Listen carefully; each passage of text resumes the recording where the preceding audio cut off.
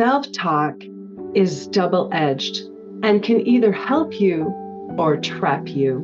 Research shows that our self-talk can be transformed into a tool for resilience and success.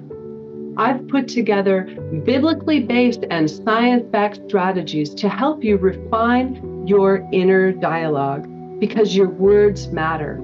And I believe that it is your time to transform your world.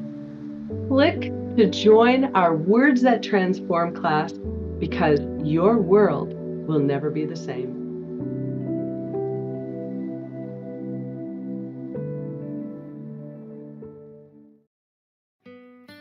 Welcome to the Spirit-Centered Business Podcast, where we blend the spiritual with the practical for supernatural results. Now, here is your host, Bralynn and Newby. Welcome back to Spirit-Centered Business. I am here for part 2 with Dr. Kirk Elliott of Sovereign Advisors. And if you missed part 1, do make sure you get it. It was really, really good. He dropped some bombs, but more importantly, he told us his story. He shared his heart, and he shared why the people over profit has really served him well. And that's how he really blends his spirituality into his business. So make sure that you guys do see part 1 on spiritcenteredbusiness.com/podcast, or just click the podcast button, however you want to get there.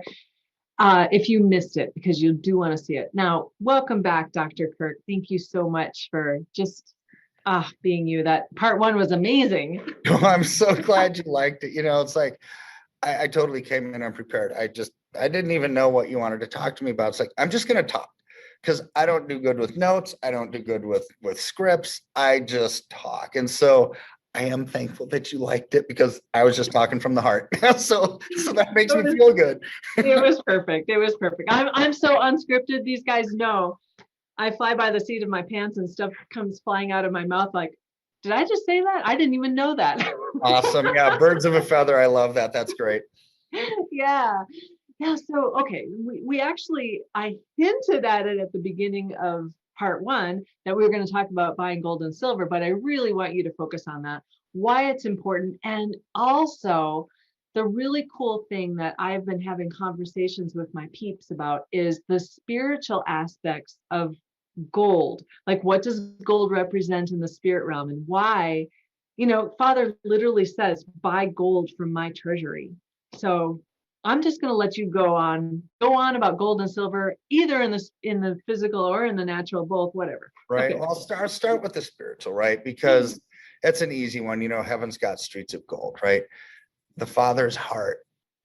There's gold dust, gold, everything in it. And there's a saying that we say a lot when we're trying to pull the good out of people, right? It's like, no, we've got to get people to not believe that they're made as junk. God doesn't make junk. Right. We're created in his image. And so we always use that phrase, well, let's pull the gold out of them, right? You were saying something right before this show about the gold in the Father's heart. And I want you to repeat that because you said it so eloquent. And there's no way that I could ever repeat that the way that you said it, because it was amazing. Oh, what did you say? What did you say about gold coming out of the Father's heart? Well, yeah, we've had conversations lately about that we come out of Father's heart, and in Father is gold. He's love, he's light. I mean, the purest thing that they talk about in the Bible is gold, and he is the absolute top of purity. I mean, it's beyond, right? Pure. Right. The very meaning of the word. And so that gold is literally what we're made out of, because he pulled us out of his heart. And so that's why gold is so treasured and so valuable. Yeah. And that's amazing, because that's that internal component of what gold is. And so what I'm going to talk about, though, is what the external component of what gold is. And so I'm a student of history. I'm a student of economics and the markets and finance and how politics and economics interplay with each other. And you know what, with all of that, I'm a firm believer there is no such thing as a bad investment. They're just bad timing for investments, right? So I'm going to get a little bit political, and I'm going to get a little bit economics here with everybody. This is spirit-centered business. We got awesome. We're good. So there's one thing in particular that drives a company's business success or failure, or individual success or failure, more than anything, and that's the interest rate cycle. Okay. So why is that?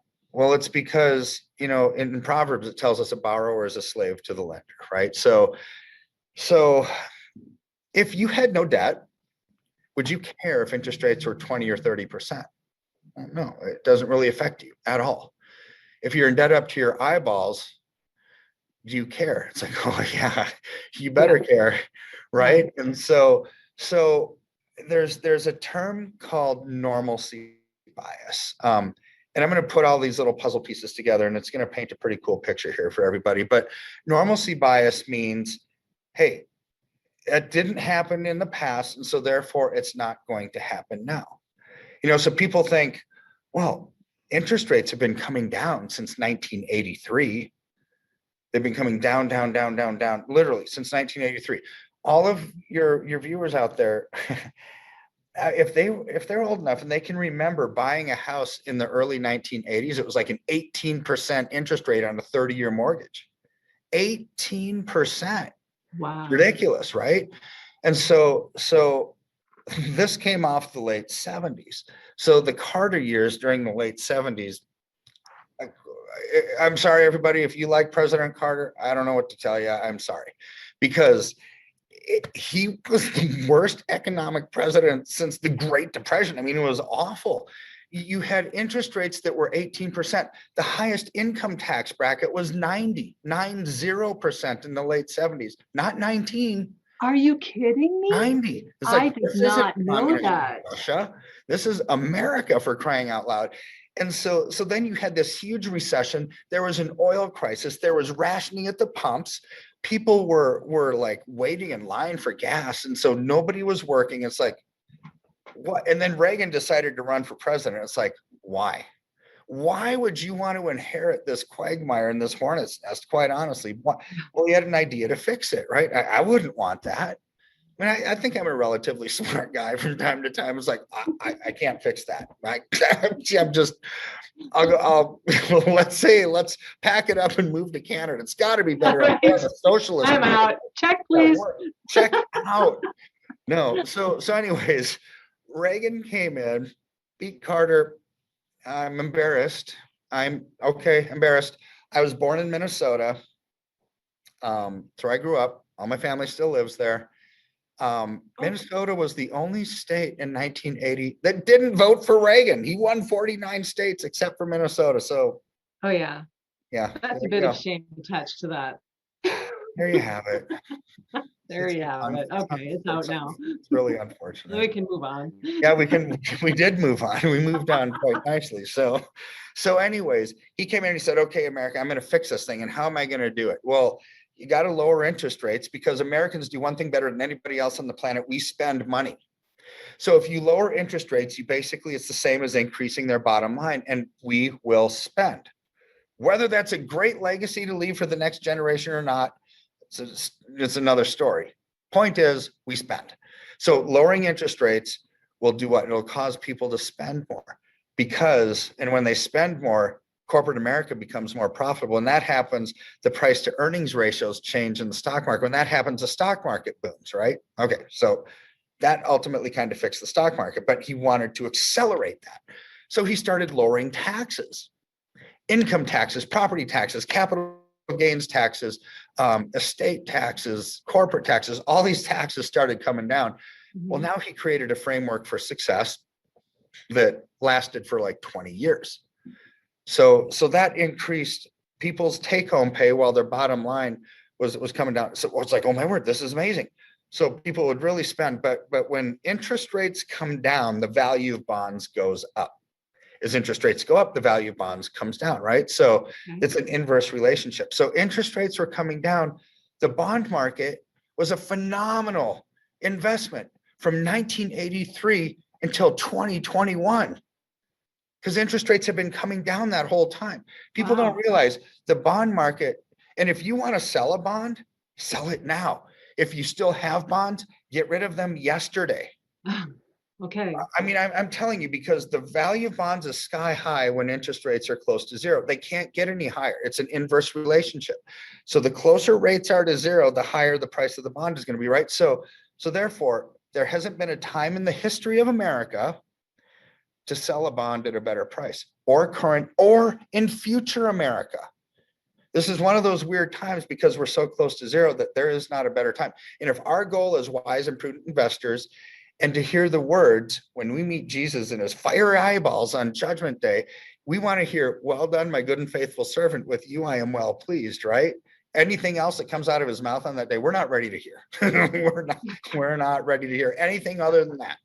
Could you imagine what else is coming out? It's like, not really too happy with you. It's like, boy, you don't want to hear that.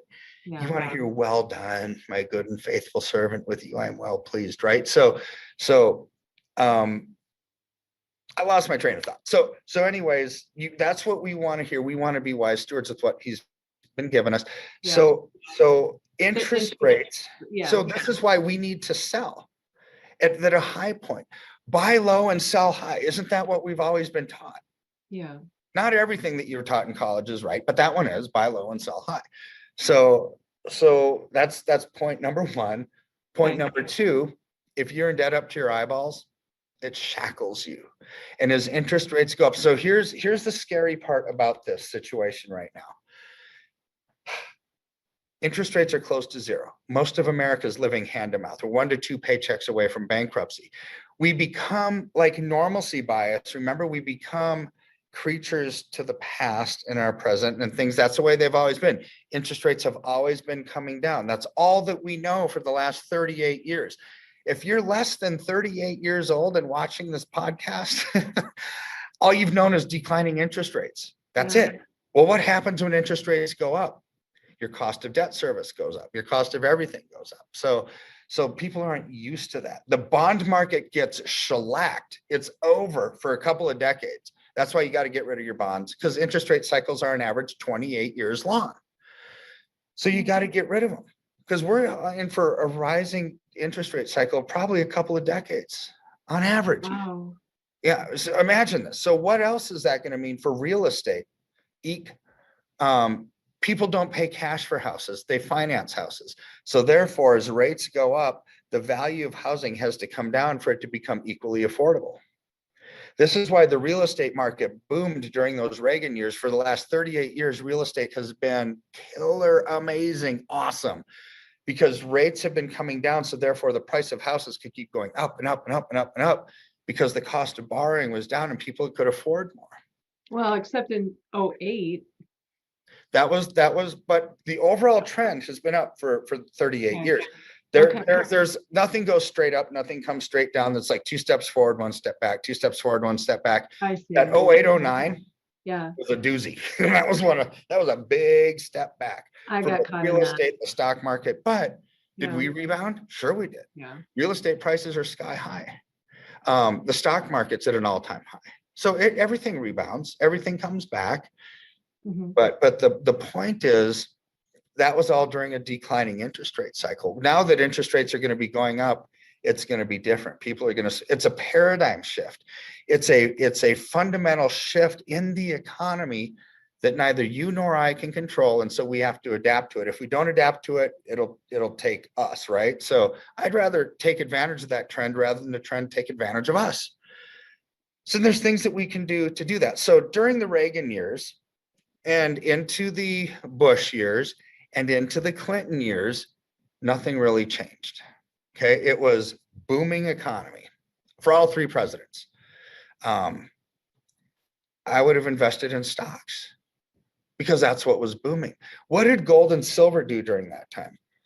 In 1982, gold was $250 an ounce. In 2002, it was $258. It went up $8 in 20 years. That's stinky. It's horrible. Yeah. While the stock market was booming. But you have to fast forward to today.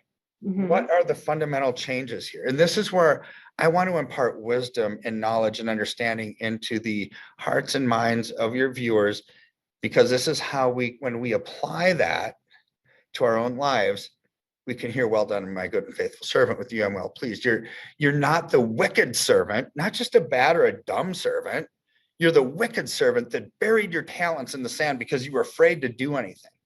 There's always an element of risk, but I'm going to get into that element of risk because I don't think the same as most people on risk. So I'll get into that. But when you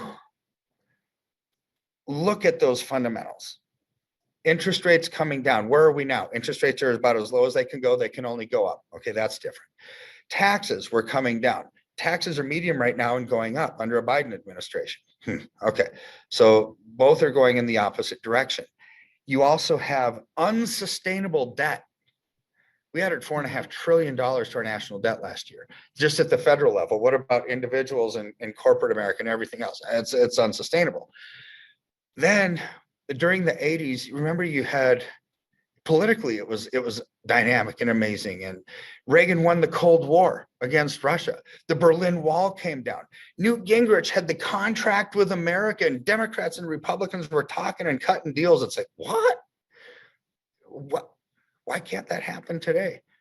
Well, if you listen to my first episode I did with you, it's because we're all focused on how we're different, not what we have in common, right? Right. And so that political chaos and uncertainty and turbulence and turmoil and change causes gold to go up and silver to go up. So that's why it didn't do anything in the 80s and 90s, because it was stable. It was political peace for the most part. So when I look at the price of gold, here's one little simple barometer that I use. If the people of America think that the government can fix what ails society, the price of gold will stay low. If they think that government is going to break things more, gold will go up. I mean, it's almost that fundamentally simple, because that brings in economics, it brings in politics, it brings in social climate, it brings in all of that. And so that's where I start to blend different things. So as a wealth manager, I do look at things differently. I will never advise more than 2 years down the road, because every 2 years we get a change in Congress. With a change in Congress, you get a change in legislative actions. You get a change in monetary policy, fiscal policy. And so when there's a change, you can't think in terms of the future change, because you don't know what it is. Right. It's like too many what ifs. Just one what if when you're advising a client on their retirement portfolio is one what if too many, because that means there's a 50-50 chance of the outcome, right? I don't want to advise somebody on a 50-50 chance. It's like, I want to advise on certainty. So how do I do that?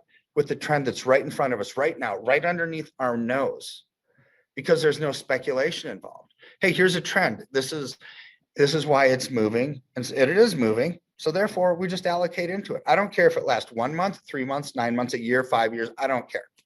The duration to me absolutely makes no difference, because if we're allocated into it and it's growing, just take advantage of it. That's very little risk in that, because you don't have to speculate. It's happening. It is right there under our nose, and you don't have to think about it, right? So as you do that, this is where one of my things that I do is I want to maximize return while minimizing risk. Maximize return while minimizing risk. If you don't have both of those, it's not good. Okay. So I could say, hey, Kirk, I want to maximize return. Okay. Go into Bitcoin. That's a good way to maximize return, right? However, you're maximizing your risk too. It's like, oh, it doesn't fit the bill for me at all. Well, what if I want to minimize my risk? Okay. Go into a CD. Stable 1%. Oh, but you're falling behind to inflation at least 5% every year, because unofficially inflation's at 6%. So, but I've minimized risk, I suppose, except I've guaranteed a loss, but I'm not maximizing my return. Yeah. So I need to maximize my return and minimize my risk at the same time, or else it doesn't qualify as a good investment. So what is that right now? Anything that outpaces unofficial inflation is good.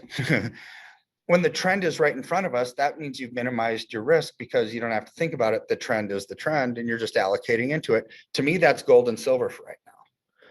I mean, gold is up like 30% last year. Silver is up over 40% last year. These are amazing numbers. Mm-hmm. And you don't have to think about them. The trend is still happening. So what are the triggers that cause those trends? Well, unsustainable debt, an expectation of a turnaround in the interest rate cycle. Oh, it's no longer an expectation. The interest rate cycle changed a few weeks ago and it's now moving up. Political uncertainty, turmoil, chaos, change. Mm-hmm. All of that's in front of us. And inflationary pressures. All of those things are the triggers that cause gold and silver to move up. Have any of them changed? Nope. Therefore, the trend won't change either. See, if you can understand, pull the covers off, look under the covers and say, what makes this chart look like a chart? Because most advisors will do something like this. And they'll say, hey, you got to buy Apple. You got to buy Tesla. You got to buy Google. Look at this chart. It's going up and you got to participate in it. Well, why is it going up? Why is the chart going up? Well, they don't know. They just participate in the chart. But if you can look under the covers and figure out the mechanics of it, what was the legislative action, the monetary policy, the fiscal policy, the managerial decision that caused the chart to look like the chart? Okay, now I've stripped all emotion out of my decision and I'm like a robot. It's like, this is why it's easy for me. It's like, I'm a robot when it comes to these kind of decisions because I've investigated it and it's like, okay, I understand why. It's either it makes sense or it doesn't. Easy for me, hard for investors, because most investors, when it's your own money, what are the two primary motivators? Greed and fear. When you have greed and fear that guide your decision-making process, you're going to make the wrong decision. Neither one of those are positive stimuluses, right? It's like greed or fear. I was like, both of them are negative words. But that's what most people are motivated by with their finances. So when we come along, when Amy and I come along and we'll partner with you on that, we strip away that emotion and we act like robots. We're in an emotional world. I'm emotional with people. Good grief, I'll cry with them. I'll celebrate. I'll mourn. I do life with people, right? I live for other people. I view other people as more important than myself. However, when it comes to finances, zero emotion, zip. It makes sense or it doesn't. And that's where we make great partners with people, because it's not my decision. It's yours. It's your money to be a wise steward with, but I'm going to help you make that decision. And here's where, truly, honestly, I don't even think it's your money. It's God's money. And if everybody on the planet would view their money, other people's money, as God's money, it would be a completely different world. But it's not. Good grief. For some weird reason, some people don't even believe in God. So obviously not everybody can view other people's assets as God's money, but it's how I believe it.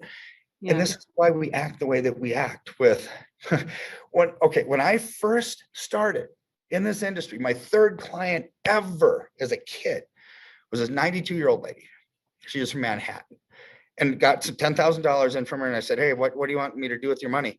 And she said, young man, she said, why are you asking me? It's not my money, it's God's money. You're going to have to look at Jesus on Judgment Day and answer to him for what you did with it. So if you're good with that, then go ahead and do whatever you want. And it's like that message from her defined my career. It was the best thing that could have ever happened to a young punk right out of grad school who thought I knew everything, to realize, this is God's money, and I'm going to have to answer to Jesus for everything I do, my thoughts, my motives, my actions, my deeds, everything, right? And this lady reminded me of it in every single transaction I've ever had, thousands of transactions later, tens of thousands probably. I remember that. And it's guided me every step. Little old lady, 92-year-old lady with more wisdom in one sentence than anything that I could have ever heard at that moment. It's amazing. You just have to have ears to hear that kind of stuff, right? So why gold and silver right now? Because we've got political strife, turmoil. We've got this amazing trend line that allows us to maximize our return and minimize our risk because of the economics, the politics, the social interplay that's all happening. It all points to gold and silver right now, but not forever. It won't nothing last forever. Just like the stock market didn't boom forever. Everything goes through peaks and valleys, and we just have to have the wisdom and discernment and understanding and knowledge to get in at the right time, to get out at the right time. And that's what we help clients do. Just Right. like we helped you, it's time to get in. And when it's time to get out, we're going to let you know it's time to get out. Because I'm not a gold guy. I'm not a silver guy. I'm not a stock guy or bond guy, but yet I'm all of them. It just depends on the time and place. Ecclesiastes tells us there's a time and a place for everything. And there is, and there's nothing new under the sun. And once you understand the dynamics that cause certain trends to happen, you can be in the right place at the right time. And that's what we do. Awesome. Very good.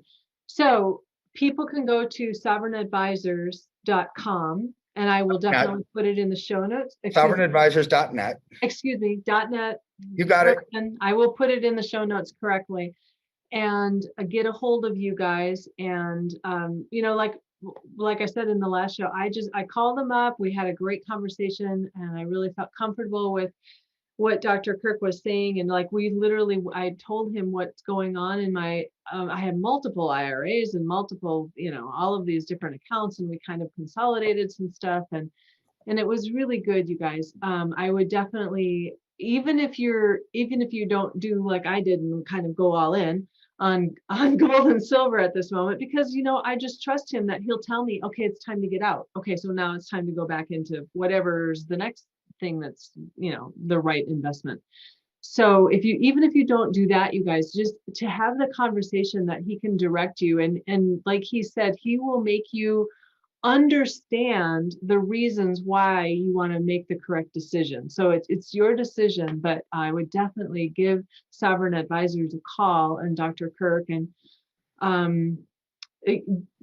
definitely take a look at what's going on in the world. And we know that it's chaos. And like he said, when it's chaos out there, the gold and the silver are the right place to be. And, the spiritual side of it, Dr. Kirk, right now, God is showing up huge, and he's opening up revelation of the spirit realm. He's giving us downloads of just amazing things. We're calling for like open heaven kind of interaction with the spirit realm, and gold is always a part of all of that. Like, even you worked with people at Bethel, and they were seeing like clouds of gold. I mean, gold is a thing in the Bible. Like God shows up in gold. So I really feel like that's also another indicator that we're supposed to be buying the gold, because he tells us to buy gold from his treasury and store up our riches in heaven. So we do that. But I also feel like there's a physical component of do it here on earth as well. Yeah. 100%. Very well said. Yeah. Okay. So in these last few moments, do you have anything else that's on your heart to share? And you've got so much, you wrote so many books, there's so many things you could share. What's kind of percolating right now?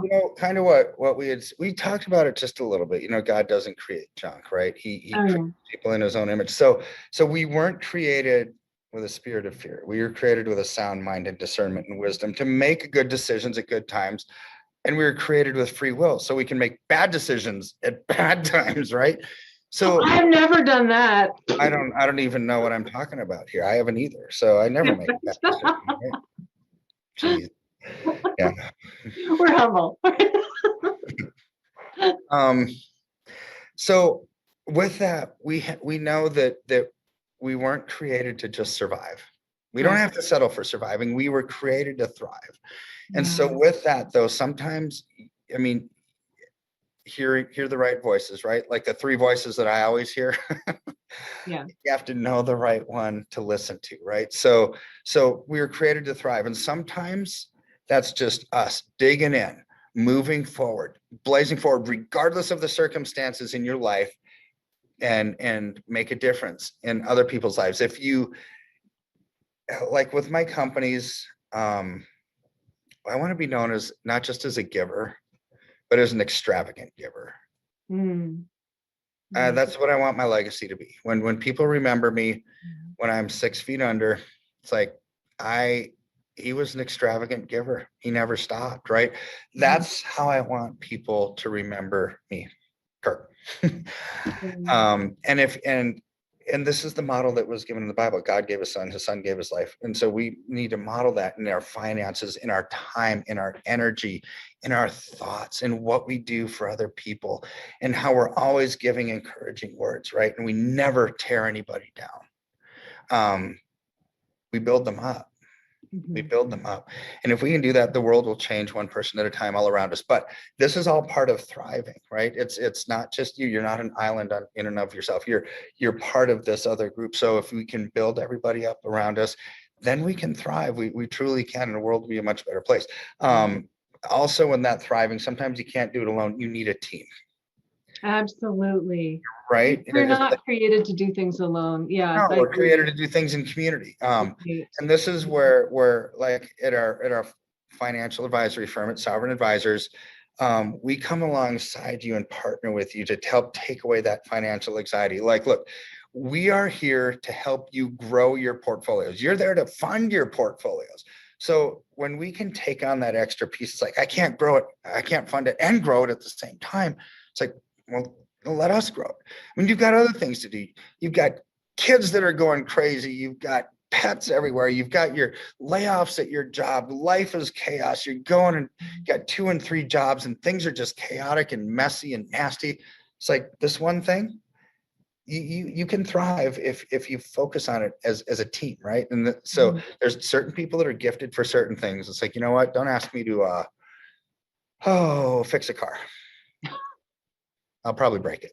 Oh dear. Don't ask me to paint the ceiling either, because I might poop myself when I get too high on the ladder. I mean, I'm afraid of heights, all right? But I'm not afraid of people. Obviously, I'm doing stuff with gang members out, and I'm not afraid of people. People are my thing. So but what point is, we're all gifted for certain things. And once we understand that and we can stay in our own lane, the sky's the limit and you can thrive. So that's what I want to leave everyone with. That's really, really good. And what was coming to me earlier and then came back again, I think we need to do another show at some point in the future about the poverty mindset. Mm-hmm. Yeah, because you're clearly have overcome that. If you can like have the no emotion attached to money and you know that it's God's. And so you could probably teach something on that to my peeps. But we'll leave that for a different time. I love what you just said, though. This is the perfect way. And so you guys, please share this out. Please subscribe to the channel, Spirit Centered Business. Do go to sovereignadvisors.net and check them out. Even if you already have a financial advisor, you know what? If they're not contacting you and telling you when you should move your money into this or move your money out of that or whatever like that, they're probably not operating with people before profits like Kirk and his team are, right? Would you agree with that, Dr. Kirk? I'd agree with that. Yeah. So exactly. So make sure that you do check them out. And let's see, one more announcement, quantum capacity. We're in the middle of it. We're having such a great time and Dr. Kirk is teaching in it. I'm so excited for that. And if you guys missed the launch date for this, then there will be another quantum capacity coming up so that we can build the structures inside of us to be able to handle this wealth transfer. So our business is the portal that God brings that, the transfer of the wealth from the wicked to the wise, right? So that we can build the kingdom and do the things like Dr. Kirk is doing. We didn't even talk about Verabella. Oh, okay. Well, you guys make sure that you go back to episode 1 part 1, because that was we talked a little bit about it, right? But we have to be able to handle what God wants to entrust us with. And in order for us to do that, we've got to build our internal world. And that's what quantum capacity is all about, that Dr. Kirk's teaching on. And another episode or another session of quantum capacity will be coming up, so you guys won't miss it. Just check out spiritcenteredbusiness.com. Okay, I think I am done. I am ready to land this plane. Thank you again, Dr. Kirk. I so appreciate your time and your wisdom. This has been really, really terrific. It's such an honor to have you on the show. Thank you. It's great being with you. I really appreciate it. Thanks for having me on. And I look forward to doing that other show on poverty mindset. That'd be an easy one. I'd love to do that with you. Cool. Very good. All right, you guys, until next time, stay spirit-centered. Peace out. Hey there, SCB peeps. I want to give a huge shout out and deep appreciation and thanks to Candace Benton. She has become a super sponsor for the Spirit Centered Business Show. So I would appreciate you helping me in sending blessings and abundance back to her.